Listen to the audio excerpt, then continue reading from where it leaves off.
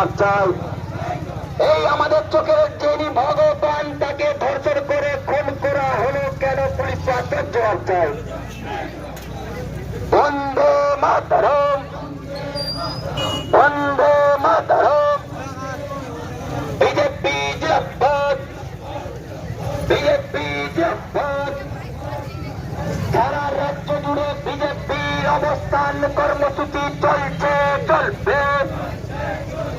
আর্যিকরের ঘটনার প্রতিবাদে বিজেপি কার্যকর্তা হিসাবে, সমাজের একজন মানুষ হিসাবে আজকের এই কর্মসূচি, আগামী দিনে আন্দোলন থামবে না, এই আন্দোলন চলতে থাকবে, আরো বাড়বে।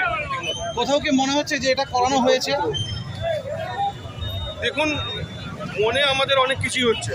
আমরা চাইবো হাইকোর্টের যে নির্দেশে সিবিআই তদন্ত এসেছে, সিবিআই ডিপার্টমেন্টের অফিসাররা এই তদন্ত করে অরিজিনাল কালপিটকে তাড়াতাড়ি বের করবে।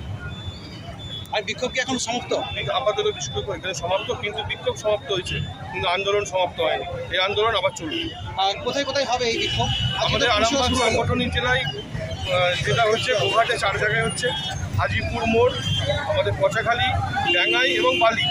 চন্দ্রকোনাতে 4 জায়গায় হচ্ছে, চন্দ্রকোনা টাউন, ক্ষীরপাই, চারা, রামজীবনপুর এবং মাগরুল।